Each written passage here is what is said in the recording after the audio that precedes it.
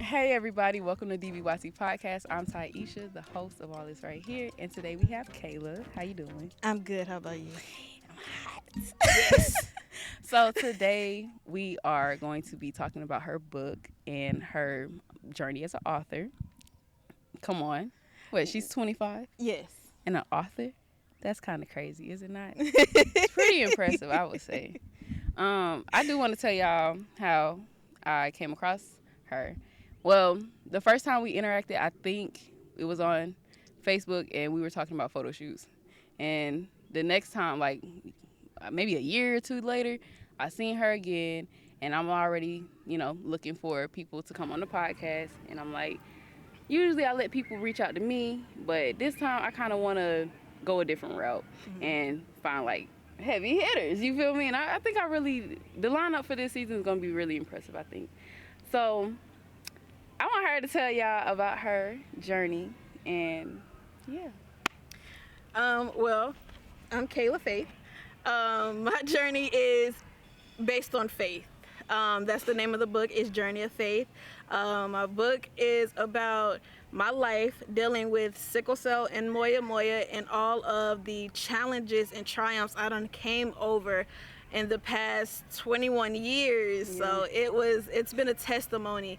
The whole book has testaments of my life in it. So When I tell y'all, when y'all purchase this book and y'all actually like sit down and read it, it's gonna be something that you read multiple times just because of the fact that it's like, why can I even believe this? Because it was, my heart was in my lap, because it's like you think you got it a certain way bad, and then you read somebody or you see somebody else's life and you're like, wow, like we're blessed beyond measure, because as many things as happened to you, it's like, hold up, wait, we outside, and we outside tonight. You feel me? But no, like it just shows you how strong we are. Yes. And what faith can actually do for you in your life. And I want you to tell the people what faith actually means to you. So faith is really like a word to everybody, but to me, it's something that I live by. Dealing with what I've dealt with, faith is important. Not only is it just my middle name. What's crazy is my mom had a moment with God, and he told her to name me Faith. She had no idea why. Yeah. She was like, he told me, and I'm going to do it. And once, getting here, getting here, she realized, I know why God had forced me to name you Faith, because that's the only thing that you live by. Through everything, you have to have faith. One of my favorite scriptures, walk by faith and not by sight. So amen. Nah, because when you do that, and a lot of us, like she said, don't know what it actually means until we are actually put to a test. Yes. And life is full of those. It's so spontaneous and it's so unpredictable that you sometimes have to just lean on what you can't see or what you don't know, because what other choice do you have? She has been through a tremendous triumphs. I am in disbelief still, and I'm like, I done read the book so many times because I'm just like, she was so young, and I felt so bad. Like, I felt like I'm not a mom, but she is. But yes. I felt like she was my child, and I was just like, oh my God. Like, not my baby. So it was just like, I was very impressed with what you had wrote, and that you were very open and honest about your experience, because a lot of people can't do that. I feel like that's part of faith as well. You got to tell it. It takes faith to be able to tell your own testimony. Yeah. Because a lot of people they're going to be quiet about it and be like, no, nobody needs to know my business or whatever. And which I was for a long time. Really? I did not want to write my own book. I was like, when I tell you, for years in high school, people say, write a book. Yeah. I don't want people to know my business. Like, why do you think that you were an advocate for not like speaking on it? because I cared about what people thought. In high school, I did think what people thought. They're gonna be like, oh, she's sick, or something's wrong with her. And then another one of my things, not a lot of men gonna want to be with a woman that got these type of problems. Okay. So okay. Now, clock it, that's T. I do relate to you in that way because of the fact that I did get diagnosed with diabetes, and I feel like we are interconnected in the autoimmune. I don't like to call it a disease. I hate calling what we have diseases. I just call it a condition. And I mean, whether it's permanent or temporary, I mean, the connotation of disease, it sounds so infectious and sounds like so degrading. Yeah. And like you say, like, people might step back, but for us, that connected us. You know what I'm saying? So it was like, with you being able to speak your truth, and like you say, you saw that I started another podcast, Sweet as Diabetes. Y'all go check that out. It's the ability to be like, this is what's happening. Because a lot of people don't know, especially in the Black household, it's like, our business is our business. All the streets don't need to know. Exactly. But yes, they do. Because if they don't know what's going on with them, if they having similar symptoms or whatever, they could probably save their own life. Yes. And I just think these type of things are important to talk about. So, sickle cell runs in the African American community, and 70% of African Americans do not speak on sickle cell. See, like. And we're out here, I'm going to just put it out there. We're out here having kids with, having a sickle cell trait. Yeah. And another partner have a sickle cell trait. Then you got a sickle cell disease baby. Now, not to put her business out there, but that's what happened. And I mean, that's what happened. And it's like, with us being unknowing, we do things, and not saying that we wouldn't do it if we did know, because she does have another testimony to that as well. But y'all gotta read the book. She might talk about it, she might not. I ain't gonna press on it right now. But no, like, it's very important, and I just want to thank you for sharing, for real, because it's important. I want to thank you for letting me be on here and speak on it. Oh, like, you better stop. No, because here's the thing. I could write a book all day, but how many people touch a book? How many people read words? I know. They would rather watch a video than to get education from a book. I know. And it's sad. But I'm telling y'all, when I seen it, I had to go get it. Because it was just like, I have to know more. Like, I told her the other day, I was like, yeah, I'm reading your book, and da-da-da-da-da. She was like, you're reading my book? I was like, yeah. Like, dang. But when you think about it, how many people our age is going to pick up a book? Even older people, though. Yeah. They're not going to go into a library and be like, oh, yeah. Or even go to a library at that. They're not going to go on Amazon and be like, I'm going to go buy a book. Right. And it's not... I feel like we are the stepping stones to expanding our generation and turning it around, because, like, the short attention spans.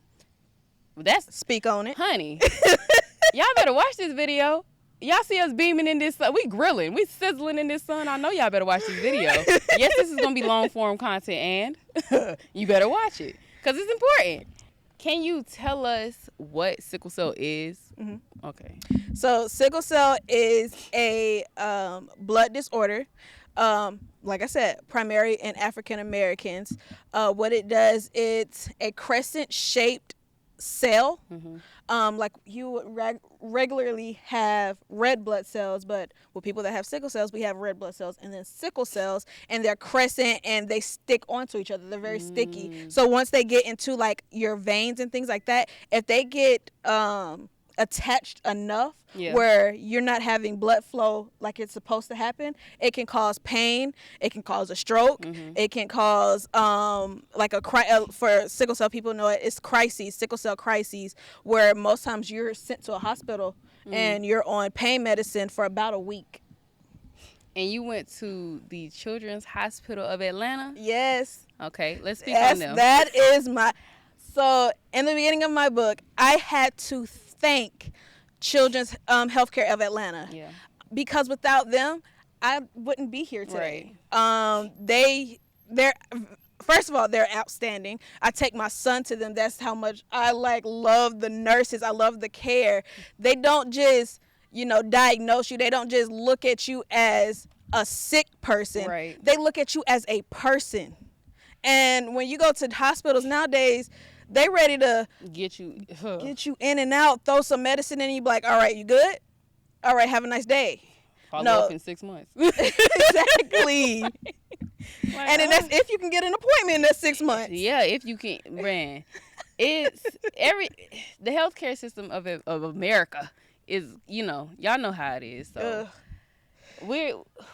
let's just say we're just blessed to be able to get the access wherever we can, when we can. Mm-hmm. But I wanted you to speak on the common themes in your book and the ones that stood out to you the most.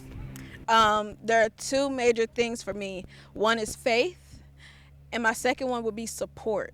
Mm-hmm. You have to have a good support system of family, friends, co-workers, people that have been in your shoes, that understand. That's going to be a listening ear. Yeah. That's going to sit there and be like, you're going to get through this, or better yet, pray for you. Yeah. So... Sorry. Right? I don't do bugs. They everywhere. But finding that support system is a big thing for me. While I was in high school, I had a few friends that would actually come to my transfusions and sit with me for those 8 hours. Yeah. I used to have a friend that came into my transfusions. It's a blood transfusion, and she was scared of blood. That's a real friend. If you scared of blood and you're able to How did that work? She would close her eyes. Oh. She was there. She was there. She would close her eyes. She was there. There'd be times where she'll be in the bed with me. I'm like, girl, you on my cord. Like, I need you to move. I need you to get up, bro. Thank you, but God, give me some space.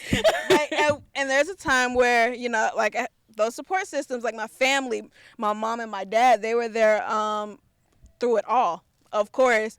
But I've had friends that would come, lay in the bed with me, whether it was a transfusion or if I'm about to go into surgery. Yeah. And be sitting there crying when I had to leave and go into that room. Oh, my God. Now, reading this book, you've been through, was this a yearly thing? Or every other year? Because every page I turned, it was now I got, what was it, aphasia? Is that how you say it? Apheresis. Oh. When I tell you so many people say that, that's how I knew what she was saying. A lot of people say that. Aphasia. Apheresis. That's how I read it. The first time I heard it, I said, huh? I was like, aphasia? Who's that? Apheresis. Okay. So I started getting apheresis, I want to say back in 2017. 2017. Well, I've been getting transfusions every month since I was 5 years old. Every month? Yes. Every month. Yeah. Yeah. What do you even say to that? That is insane. How? Even to this day? Mm-hmm. Oh, I actually just had my last one 2 weeks ago. Yeah. So, okay, walk me through the process of getting blood transfusions. What does it do? What is going on? So, apheresis and blood transfusion are similar but different. So I started off with blood transfusions first. And I don't know if you guys can tell, but I have scars on my chest. But I have to have a port put in because I have small veins and because I have to get, these treatments so regularly. Right. If I was to get them through my veins, I would be bruised up. I promise you. They tried it. They really did. That's when they were like, she has to have a port for the rest of her life. Yeah. But I started off with a port right in the middle of my chest when I was 5. But they would get a needle and stick it in the port. I'm hungry. I'm sorry. But continue. You'll stick the needle in the port. What they would do is give 8 units of blood. Okay. Because what they're trying to do was keep me from sickling. So having my sickle cells to kind of, I don't want to say produce, but to come. But That's basically what they're trying to do, is trying to help me, trying to prevent me from having another stroke. Right. So I had my first stroke first when they realized that I needed to go ahead and get a port and go ahead and start transfusions, because when I was younger and I had my first stroke, they did an MRI, and that's when they realized I had moya moya. Yeah. And moya moya it's a Japanese word that means a puff of smoke. Yeah. So when you look at an MRI with somebody that has moya moya, you're gonna be like, that don't look like that. Right. And because it looks like a puff of smoke, it's thinning of the blood vessels in the brain. That's what causes the strokes, is how small the blood vessels are in my brain. It causes, yeah. Y'all probably looking at my face. I am sad. Like, oh, because there's so many things that even come along with that, like being 5 years old. And I know you spoke on your self-confidence. Like, what is your journey now from when you first got that in to like right now? Like, how do you feel? When I was younger, I was not confident in myself at all, because I would look at other females or other kids and be like, you know, they don't have a port. Right. You know, people, I used to be bullied a lot because I'm like, they're like, she's missing school, she's sick, she's this, she's that. And I'm like, I didn't ask for this. Right. And people tend to make assumptions all the time when they don't know what's actually going on. And that's why you have to give people grace. And like, I'm really big on that. And I hate when people assume like, oh, she's a certain way because, oh, she looks like this or she talks like this, but you don't know her story. Exactly. You know what I'm saying? Y'all got to really start listening to people and seeing where they came from, because y'all, like, the empathy in today's world is like vanishing, and it's horrible. Yes. You know? Like, it shouldn't be, oh, she has a port or she has a pump, so what's wrong with her? Like, people make a lot of assumptions, and it's not cool. Like, even I was speaking to my mom the other day about it was a coworker of mine, and he was like, "What is that on you? What is this?" And mind you, I had this for like 2 weeks now. So I'm like, "Oh, it's my insulin pump." And he was like, "I'm like, my insulin because I'm diabetic." And he was like, "You're diabetic? You're not fat." And it's like, see, and I don't blame you guys for being ignorant to the topics, because I didn't know anything about diabetes either. But when I got it, you had to learn about it, and I had to lean on faith, because I had lost my eyesight for a month, and I didn't know it was coming back or not. And those were scary times. Yes. And my sight has nothing to do, like, can't even touch her story, because it just seemed like hers was back to back to back. But you see, I would never try to compare my story to yours, because when I'm thinking, like, okay, I wear glasses. Yeah. And I am I'm there, but I ain't there. Yeah. I couldn't imagine losing my sight. It was scary. I can tell you that. Yeah, like, my heart goes out to you. Like, and just so y'all know, like, this ain't no trauma match. Like, it's not. It's just opening your eyes and realizing, like, life is, look at this. It's just doing what it's doing. You know what I'm saying? Like, it's going to keep going regardless of what's happening. This plane flying through, but them trees still going to grow. You know what I'm saying? Like, I know you probably don't know what that even mean right now. Went right over the head. It did. Rewind. It's okay. I know you got the button. But that's the important thing about having these conversations and connecting with people, that if she didn't have her book, what would we have even connected again? Not really. Because what would have been our connecting point besides, like, let's take my photography out, let's take all that out, and let's just say, okay, we just two regular people who, she's not an author, I'm not doing my media stuff. I still don't know nothing about sickle cell. She still don't know nothing about diabetes or as much as she knew or about me, you know. So it's just the beauty in it all, and I really just enjoy having people like you on the show, because it's just refreshing for me to be like, and this is why we give grace, and this is why we sit down and learn about things, because, man, I would have never even known. Like, I don't know if we talked about this, but I'm gonna ask anyway. Go ahead. What would be some common signs for somebody, like, who don't know about sickle cell or any strokes or anything? Like, how would we pick that out and be able to help people like you? So you wouldn't tell on common signs for sickle cell, but for a stroke, you would first look at the face.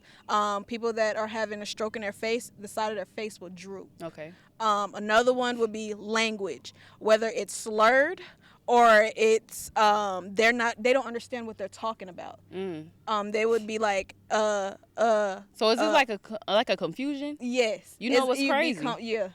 I get that, but it's when my sugar is low, because when your sugar's low, you're not getting it to your brain. So it's like when I go and I start doing stuff like that, I'm like, I need help, but it's like you don't. I know exactly what you're talking about. Okay, but continue. I just had to let y'all know a little tidbit.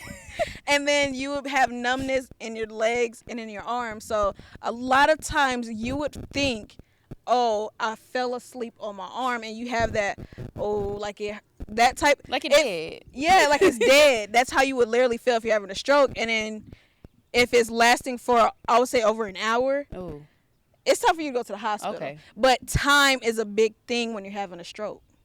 People don't realize that how fast you have to pick up on these signs and how to, get to the hospital, because the longer you go without being seen by a physician or a doctor or whatever, the more power it gives the stroke.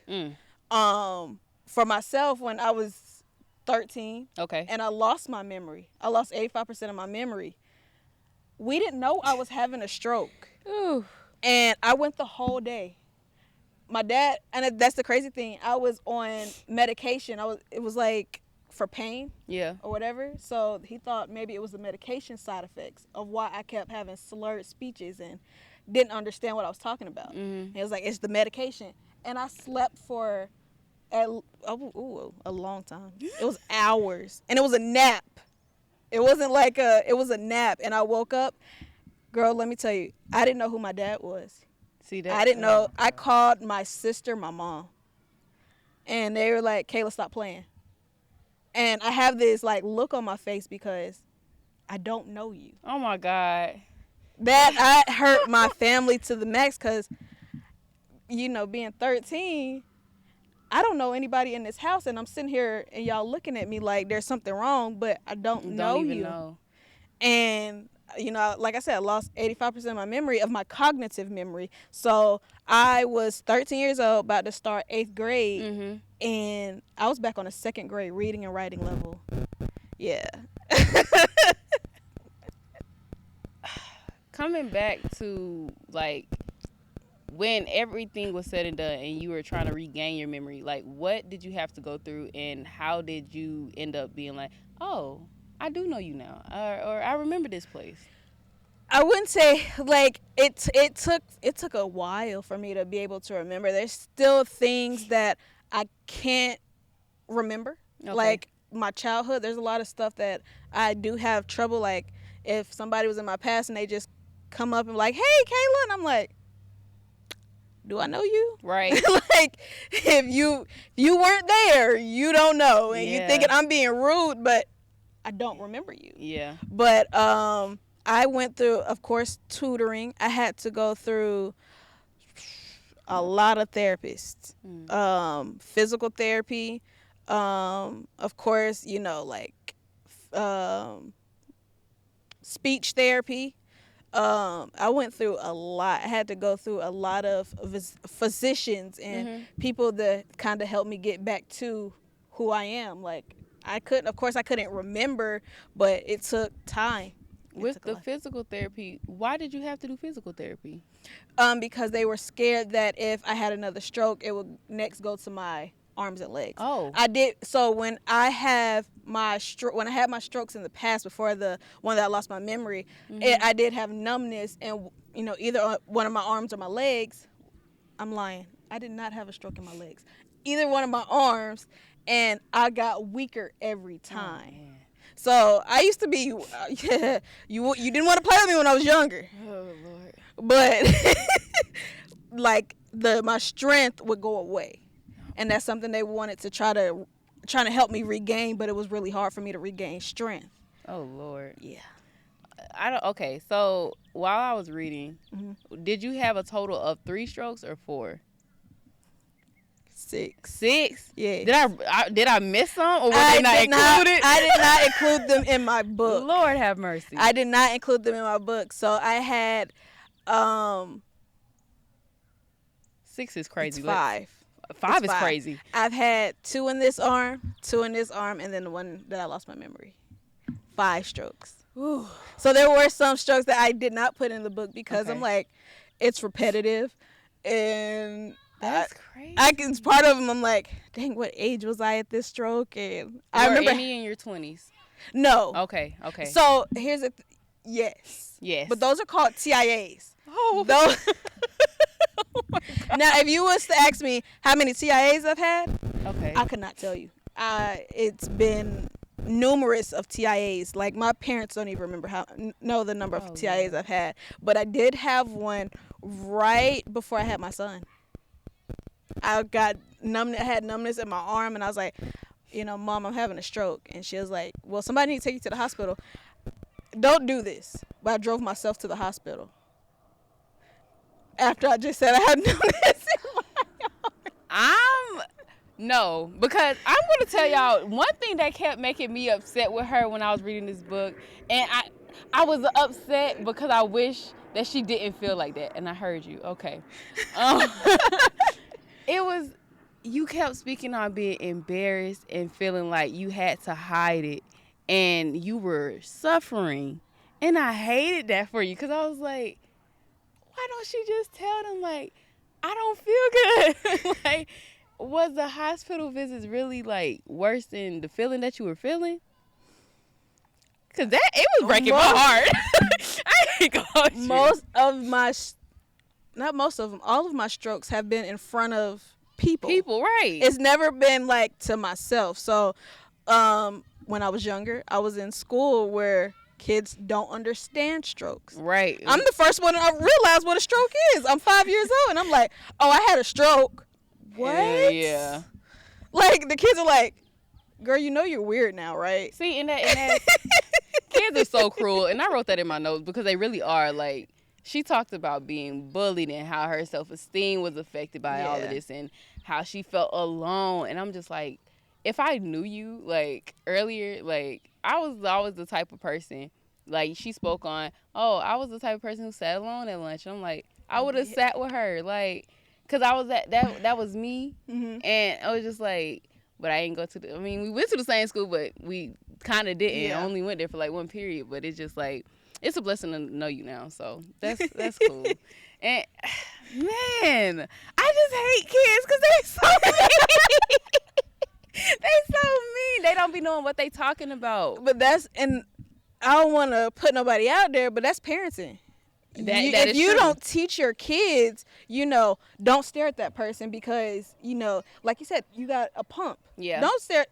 Don't do that. Communicate. Yeah, just you can be like, excuse me, ma'am, excuse me, sir. Why do you have that? Yeah. You don't have to be like and stuck in the face and staring and making the person feel uncomfortable. When I tell you in high school, you know how many people thought my scars on my chest were because I had breast implants? I said, you think I have breast implants? They was like, yeah, they're big and you got these scars. First of all, you would not see the scars if I had a breast implant. And don't they be at the bottom? Like, if I'm not mistaken. I don't know. I don't know either because I ain't never had that. Like, people used to think that, like, you had a breast implant. No. It's like, okay. It's like playing devil's advocate. Yes, parents should teach their children the proper way to handle people who aren't like them. Yeah. But it's like, I guess when you're not around it, and it's like, how do you communicate that to your kid if no one is there to be the example person? And like we was talking about earlier, like, there's people in my family who have diabetes, but we didn't know until later, right? Because, me, how old was I? I was just turning 21, but I felt the symptoms at 20. Okay. So it was like, I figured out I had diabetes before the doctors did. I just didn't want it to be true because I didn't know what was actually going on. I was in Valdosta. That's 4 hours away. And I'm like, I don't have nobody down here with me. Mm-hmm. What am I going to do, you know? So it's just like not having people actually being open and talking about it. I'm like, I could have ended up in the coma. I could have ended up dead. Yeah. Because I was functioning high for at least 6, 7, 8 months. And I was just like, y'all gonna hear about that in the podcast later. Y'all go watch that. But I ain't gonna say too much. But just know it's difficult when we don't have these conversations, and exactly. I just have to keep reiterating that, because if you do have an issue or a condition, we are human at the end of the day, and it could happen to any of us at any time because we have autoimmune conditions. So, child. So I did want to get into, one day you were feeling on top of your game, and then the next moment you just in a box now. How does that make you feel? Being at a young age, I didn't realize it, but it was more of an embarrassment. But I had to realize that's when I became so strict in faith. Yeah. And I was so like, I'm going to get through this. I remember I had a doctor's appointment with my mom about getting the sickle cell transplant, to get a transplant, basically get rid of my sickle cell. Right. And, you know, she's in the front seat. She's crying because the survival rate was very low. Right. So she was crying. And I told my mom, I was like, what are you crying about? God got me. Yeah. Oh. And she looked in, like, she's driving, and then I'm looking at her, looking at me through that mirror. Yeah. And she like, what did she just say? Right. At a young age, like, I knew that, you know, I was protected. I was covered by the blood of Jesus at a young age, and I knew that I was going to get through any challenges, any triumphs that would come in my way. See, it is, for you to say that and be so young, it's like it only could be one thing. Yes. You know what I'm saying? So that speaks volume in your story as is. Like, that's some crazy stuff. You do know that, right? Now that looking back at it, yeah. Yeah, because when I look at people like my age and they're like, oh, girl, I had like a perfect childhood. Yeah. Da, da, da. Girl, I was in the hospital most of my childhood. I was down bad a little bit. Like, at a young, and then this is crazy. Like, at a young age, I went and got baptized. Most people are like, I'll wait till I get older. No, I knew. You knew. I knew when it was time. It was like, I gotta go do this. I like that you walk in your faith and you walk in your path, and you don't let other people like deteriorate you from that. You be you regardless of what's going on around you or who's there, who's looking. Because like even in part of your book, I noticed you was like, you got bullied, and I was like, you know what's crazy? At first she was like, basically what you were saying to me was, don't matter if I'm doing bad or good, they still doing it. So it's like in those moments, it's like, F this. I'm gonna do me, and I'm gonna be me at the end of the day. And I you know, I meant you for that. You know, like, thank you. For us to be so young and get those messages and those downloads from the universe or God or however, you know, it's important that we listen to it, because that saved your life. You know what I'm saying? Exactly. And I feel like it's just so cool. I still don't like the fact that these people, like, in the things that's going on with your body made you embarrassed, but I'm glad that you ended up embracing it in the end. So, and I feel like a lot of that is, I'm gonna call it out, being a female as well. You don't see too many males that's out here being, man, I you know, like, I'm shy about my body. I'm shy about these scars. Like, I don't want nobody to see, like. Yeah.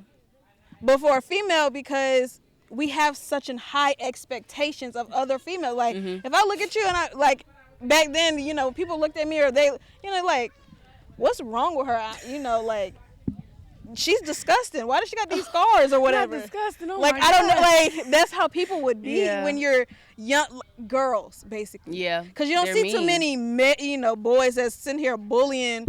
I mean, them dudes. But that's scratch that. Yeah. Everybody has their struggles. Like speaking on just being bullied, like I know some of my friends. I ain't gonna call his name out, but he used to be my best friend back in high school, middle school, and everybody used, oh, you just so black, you so dark, you midnight, you this, you that, me included. But he was my best friend, so it was like it's okay. But because I'm playing, but I get to talk about you. You feel me? But at the same time, it's like you don't really know how that's playing on people's psyche. Exactly. And I used to get bullied a lot, more so in elementary school. I was smaller than this. Collarbones was always sticking out. They always used to, you so skinny. Yeah. So I wanted to get bigger, so, I was more full. And, oh, you're so fat. It's going to be something. Every time. It's going to be something. Oh, you got a gap. Oh, you ain't got to tell me about it. I know about it. Oh, my God. They going to talk about when you doing good and you got a book. They're going to be like, oh, you a nerd. I should be like, oh, you dumb because you don't read. You can't read. It doesn't make sense. Like, it doesn't matter what you're doing, bad or good, and people gonna find something to talk about. So you might as well do what you want. And that part. Your quote. You said, "I went from a little girl with a bright, budding future to a girl with a disability." Do you feel like your condition holds you back? Now, I don't. Okay. Back then, I did.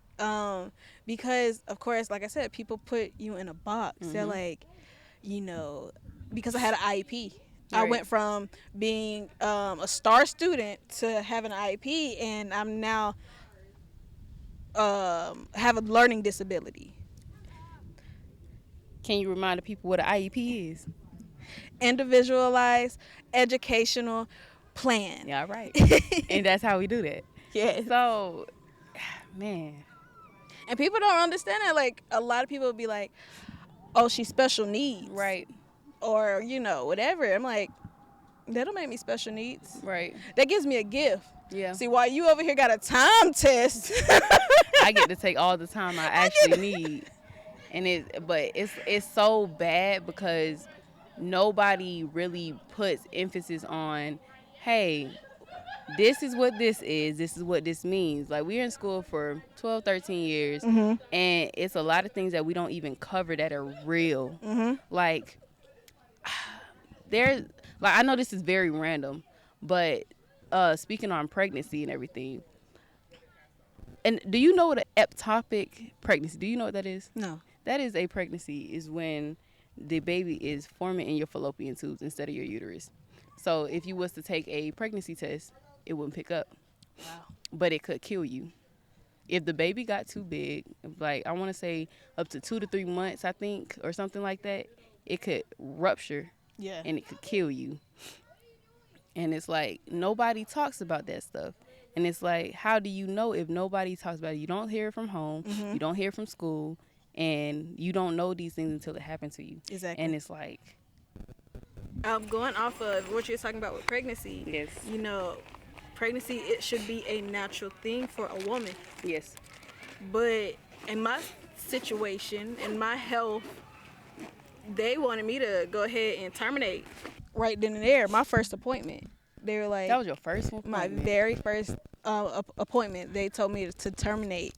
And that was scary for me. I knew... Now...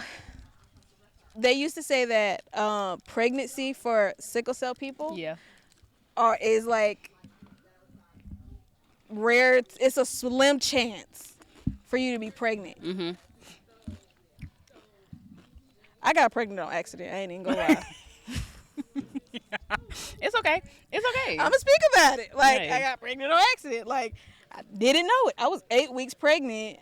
Had my menstrual cycle one time, and then I missed it, and because my cycles were irregular, so I didn't even know I was pregnant. I'm thinking, I'm cramping and whatever, and then to find out. Yep, I found out I was pregnant, and I was like, they went to my first appointment, and the doctor just straight up, you need to terminate, like, and you only have a week to terminate. You only have a week to think about it. Right. Girl. And it's like, even now, like with the abortion laws getting more stricter in Georgia, you got 6 weeks.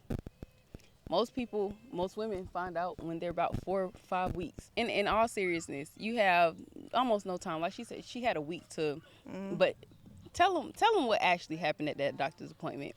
So at that doctor's appointment, of course, this is during COVID, and you weren't allowed to have a visitor in the room with you. So we used to, like me and my family, we would have Zoom or messenger calls so that they can be in my appointments with me and be some type of support. Even though they weren't there, they were there at every appointment.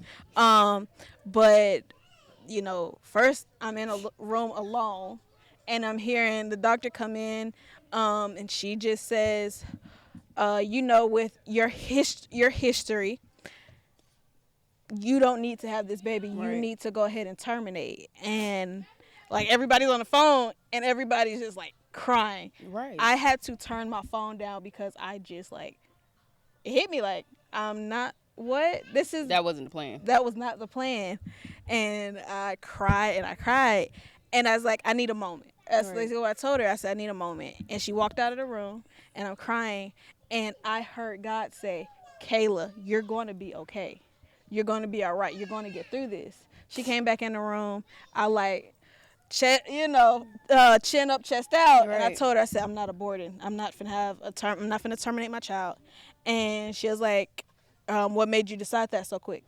I said, because I don't need you to tell me about myself, my faith, or my God. Right. You have no dictation over what I've been through. Yeah. You can't tell me that I haven't gone through it and going through it. And then on top of that, this is a miracle because I'm not even supposed to be able to conceive. Exactly. You know what I'm saying? So I told her, I was like, I'm having a baby. And she told me, she was like, we'll see you in 1 week for the termination. That's disrespectful. I'm not gonna cap, like that part of the book, I had to keep rereading that part specifically because I was in such like disbelief that how like from a medical standpoint, I understand your concern, but as a patient, you should listen to what I'm trying to do so you can help best guide me in that. And instead of telling me to terminate, like you can recommend. Yeah, and that's Don't just say do it. Yeah. Because a lot of people gonna fall for it. Because of course, at that age, I was only 21. Right. And I'm young. And they're like, do it. She's like, how can but you? But they do that in the hospital too. Oh my Jesus, girl. But no, they be doing that in the hospital when a lot of people gotta advocate for themselves, and then they feel scared because medical professional. But what is your body telling you? What is the universe telling you, like, for real? You know your body better than anybody. Yeah, sure. Amen. Can't no doctor tell you about your own body that you've been living in and how many years you. They can't tell you that. Like, clock it. That's T. I love that. Who be saying that? Megan. Shout out to Megan Thee Stallion. Cause she be coming through. Go Meg. Go Meg. Get it, Clock. Get him, Clock. Yeah, bro. I've been singing that for like the past 2 weeks. What is the significance of having a reliable and stable support system? Oh God, it's everything. Having a reliable support system, geez. I know. It gets you jittery, right? Yes. When I tell you, my mom and my dad have been 10 toes down in this. Like, since I'm not even since I got sick or since birth. Because they're like, my mom, when she found out I had sickle cell, she was upset. Right. She was very upset because she was like, she didn't understand what sickle cell is because nobody told her she even had the trait. Right. So it's like, my daughter got this disease and I don't know what to do. Like, but when I tell you, having that support system, somebody to, I can't say guide you, but walk with you through it. Yeah. That's to important. Have them hand in hand. Yes. And to tell you, things are going to be all right. They don't know if it's going to be all right, but they can tell you and they can be there. And lean on faith. And lean on faith, yes. Yeah, I mean, with everything that had happened in that time, how do you think that impacted your relationship with your parents? It made our relationship very strong. Very strong. Even when I lost my memory, like I did not remember my family at all. So having it was a restart. Yeah. I got to learn my family all over again. So people be like, "Oh, you don't remember your family?" No, I didn't remember them, and I don't remember like a lot of my past. But I got to restart, and I got to have another, a new start. Like I'm like, what if there was bad things that God didn't want me to remember? That's what I be. And speak on it. Like, what if, like, you know what? There's something that you dealt with. Maybe I just need to restart it for you. Yeah. I need to get you a fresh, clean slate. Yeah. And I think that a lot of people sometimes need it, and they wish they could have that. Mm-hmm. I wish I could forget, Mm-hmm. And it's like times like that, you don't even know that it's a blessing that had happened to you. Like, I mean, yeah, you can look at it like, oh my gosh, who am I? Where am I? Who are these people? Mm-hmm. But at the same time, it's like, well, I'm here, so let's do what it do. Exactly. Let's rock out. So, you mentioned your sister had the same condition. Yes. Now, I really wanted to get into. I got you. Oh, thank you. There you go. This is right. And that's why we keep her on payroll. And because it's so hot and my brain is not acting right, we're going to read from the paper. So you mentioned that your sister had the same condition and stated, I often wondered why I suffered so much when we had the same disease. When did you realize that everyone's path or journey was their own? Ooh. Yeah. And that's on reading from the paper. Yikes. She done touched on it. Yeah. That's right. So of course, with my sister having the disease, the way we identified ourselves. Yeah. Don't judge us, but she would say, "I'm pain and I'm strokes." So when you meet because she dealt with pain crisis. So when my sister dealt with pain crisis, I never dealt with that. Right. I started dealing with that in my older, as I got older, but I did not deal with that at a young age, and my sister did. And she my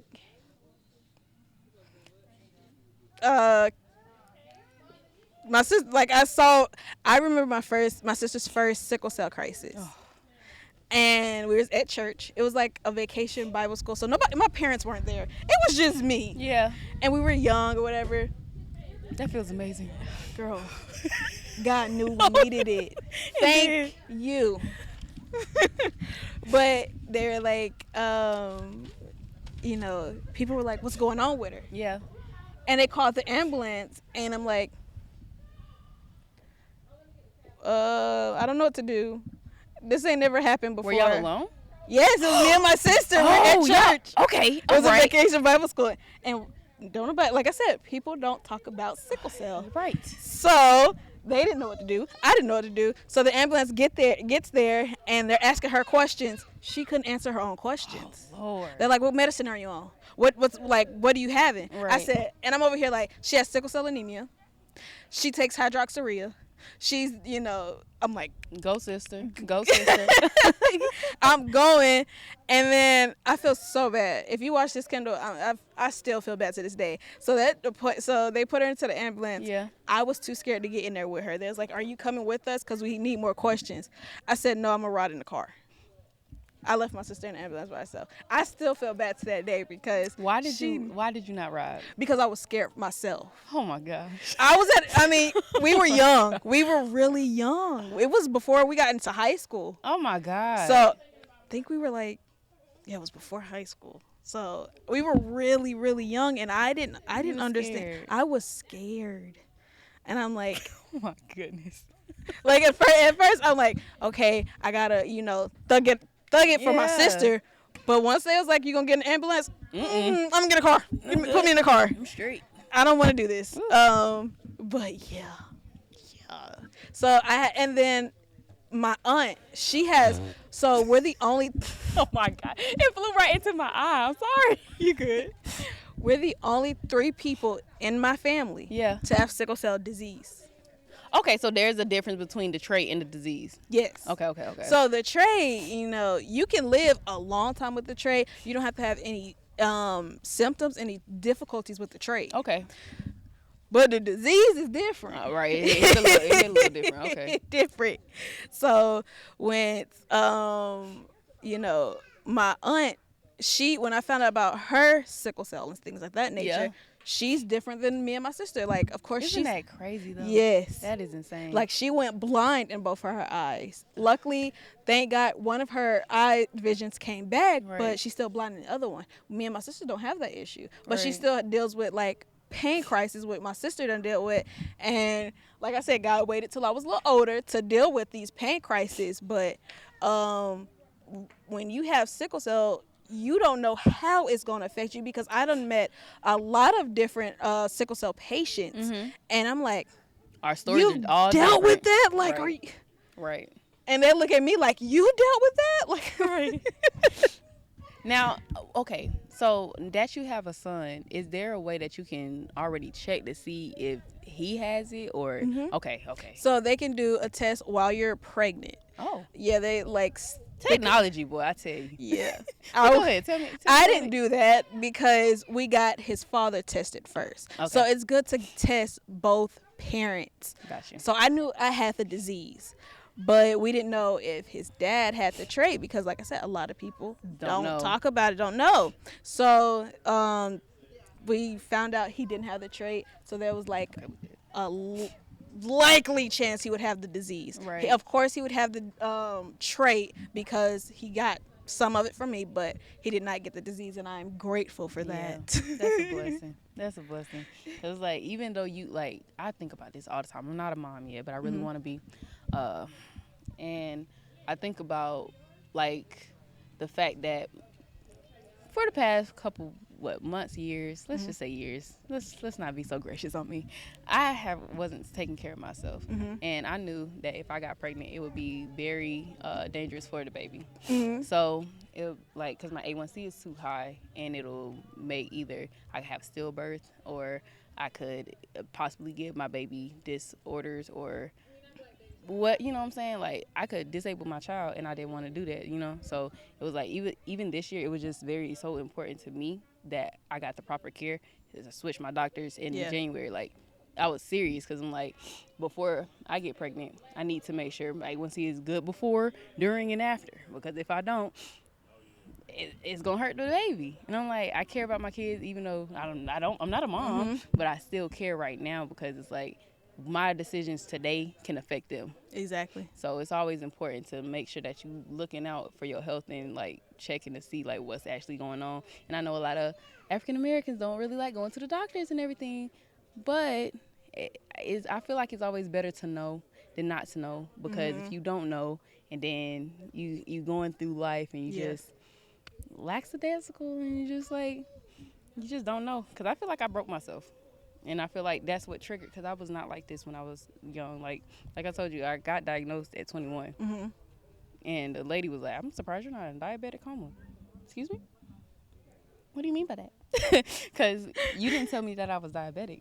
And you didn't tell me this until I got a phone call and telling me to go to the emergency room. And I'm feeling fine. But it's because I'm high functioning for months on end. But thanks for telling me, doc. Not even. That's crazy. These gnats crazy. I'm about to act up. Sorry. Anyways, you mentioned the IVF in times like that. Like, would the baby have been a savior baby? Because you said that you needed a match. So how would that have worked? Like, what's the process in that? So yeah, my parents would have had to have another baby and try to have a baby without sickle cell. Now, here's what's funny. After your first child that has sickle cell disease, there's a 20% chance that that next child will not have the disease. Just 20? That's it? But my sister has the disease. Right. Girl? Okay. The math wasn't math. It don't sound like it. Shoot. Like, how many times do I have to try before, you know what I'm saying? Are you the oldest? Yes. Okay. I am. Got you. So yeah, we're like, you don't want to keep trying, and now you got a house full of kids and with sickle cell, like we all just struggling. We all got different struggles in this society. Exactly. No. So did they end up trying? No, the survival rate was too low. Right. I remember that appointment because my mom was like I said, she was in the car and she was crying, and I told her, I said, God got me, and she over here like, what you talking about, girl? Exactly. So we didn't go that route. Okay. And they actually came up with, it's called gene therapy now. FDA signed off on it and confirmed it in December. Okay. That will get rid of sickle cell yeah. I ain't gonna talk too much about it because that's gonna be another book. Journey of Faith to a Cure. All right. And I'll be reading it. I will. I support. I support. What was I finna say? Oh yeah. My next question following that was, if that route had been taken, how do you think that child would have grown up and felt about those decisions? Whoa. I know. But it was intriguing because I tried to put myself in that place, you know? I can't say. I don't know, because I actually met a I know they going stupid. I'm sorry. I met some siblings, and he was his brother's match. He was his donor, and I would think like he had to endure a lot of pain for his brother, right? And for when I think back on it, like, would I want to put a baby in that situation? Right. Like, that would be hard, because I already know that I'm finna go through it. Why would I want you have to see you go through it? Like, so what they have to do is stick a needle into your bone to get that marrow out. Yeah. That's painful. It sounds like it. I don't know. I ain't did it, but I've heard that it's painful. But Mm-mm. Okay.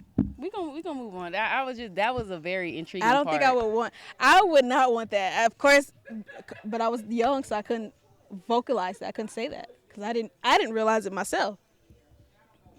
True. Facts. But now being older, I would not have. I don't think I would have liked that decision for a baby, especially your sibling, like somebody that. It's like, it's an honor to do it, but under the pretenses of it, you know? And you're not even getting a say-so. Exactly. Because you're unknowing. So it's like, you're the saver baby. Because I feel like maybe it would be different if maybe you had like an older sibling. It was like, they had a say and be like, I'll take that. Yeah. I'll do that. I heard you. But, either way. So Miss Stepper. Hey. Tell me about that journey. That was something that I didn't know I needed. Yeah.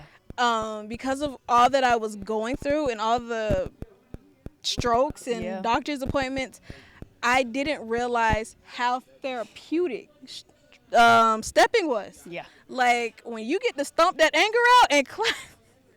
It's a whole nother feeling. It is a whole nother feeling. And I did performances back in school, and I enjoyed them. Because every stomp was a piece of freedom for myself. Oh, love that. Clock it too. All right. Okay.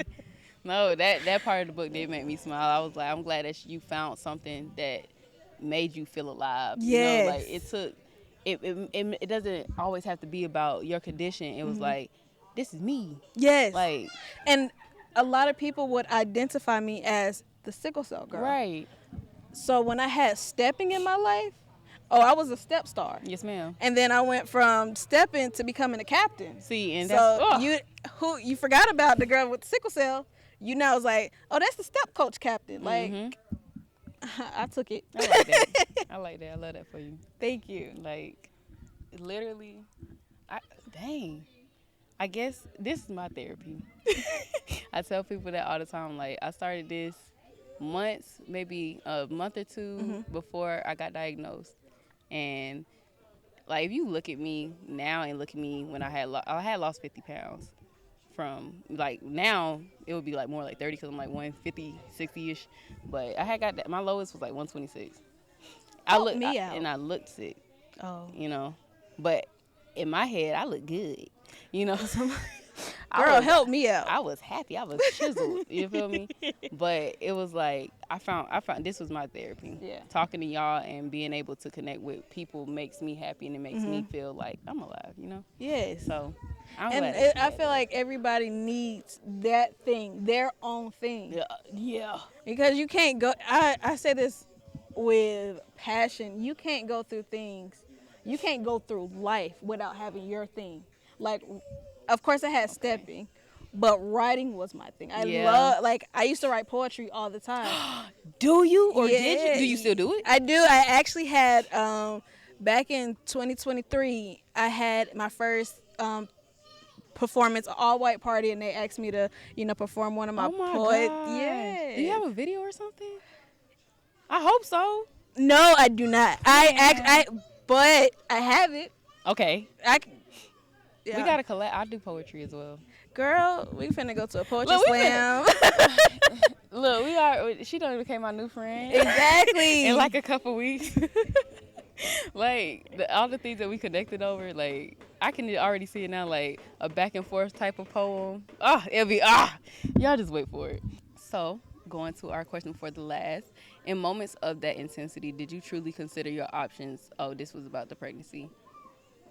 I lied. We're going to the end because we already know you stood on business 10 toes down for your child, and I did. And now she has a 3-year-old. Yes. Like, and I'm happy to say, like, he has the trait and not the disease. Yeah. That was something that we wanted to make sure of before I made that decision to keep him, because I truly feel like if he would have had the disease, yeah, I'm risking my child's life. Yeah.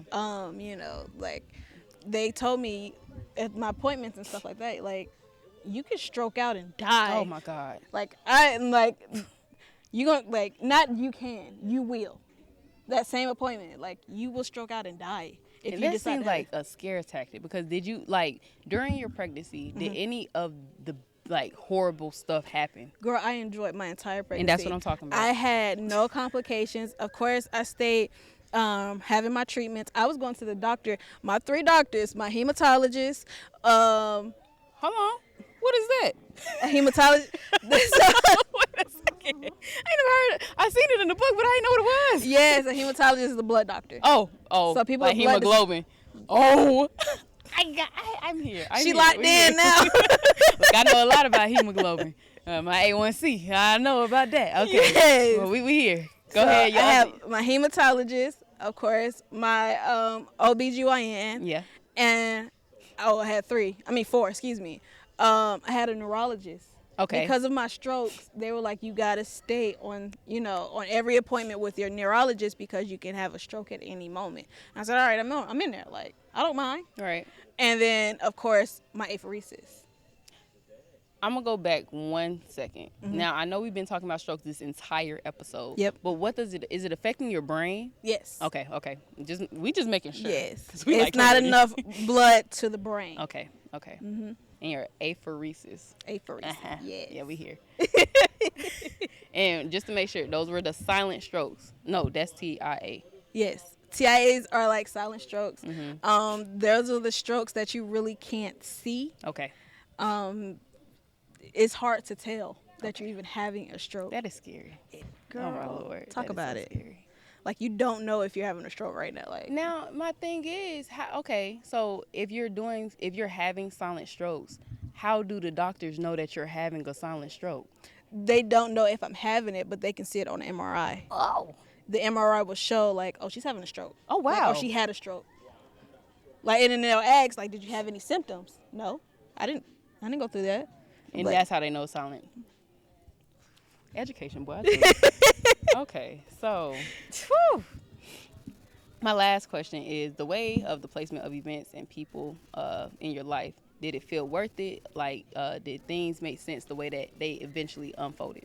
Yes. At first, I used to ask myself, why me? Right. A lot of people ask when they're going through stuff, why me? Why do I have to go through that?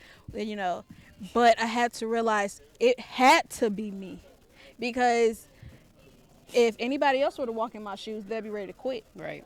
So I realized it had to be me. I couldn't say why me. And I had to go through what I had to go through so that I can bring information to you guys. Right. Because it's not why me, it's why not me. Yes. I relate heavily. It's having these conditions, it makes you look at life differently. Like, even just in the midst of that month that I lost my sight, I was like, wow, how is my life about to look? Obviously, Exactly. it's finna look like shapes. I couldn't even see my face. It was. I laugh now, but that was the scariest. See, my heart goes out to her. And I was alone. I was in school because I had got admitted into the hospital for the night before Thanksgiving. And then on Thanksgiving, that was the first time my sugar had dropped. I never felt that before. So I'm shaking, I'm crying, and everybody's scared. Like, I'm with all my family, and everybody just like, somebody help her. I'm like, I don't know what's going on. And that happened. Then that Saturday came, so I was good on Friday. Saturday, I woke up, and now during school, sometimes I woke up, it'd be blurry. I close it, come back. This time, it didn't do that. Gosh. And I told my mom, I was like, Mom, I can't see. And she was like, what you mean? You can't see? And I'm like, bro, I can't even see your face right. Like, I know you're here because I know your voice. All I'm saying is life-changing events make you a little bit more open. Yeah. And it's a grateful feeling that I get every day. Like, yeah, diabetes sucks, and I'm pretty sure sickle cell sucks. But it's like, at the end of the day, you know, it happened to us for a reason, and we're here to spread awareness. So, Yes. yeah. Do you have any last comments, questions, concerns, announcements? So I do have an announcement. So my book, Journey of Faith Plus One, will be coming out soon. I'm talking about not just my pregnancy, but single motherhood. Yeah. Still writing it, but I want to let everybody know that whatever you're going through, trust in yourself, trust in God, and always keep your faith. You heard her. You heard her. Nah, because when she write that book, yeah, what we gonna do? We gonna turn it into a movie. Period. But nah, y'all, thank you for tuning in today. I'm Taisha, and this was Kayla. This is DBYT Podcast, and we gonna see y'all next time. Bye. What's so with it?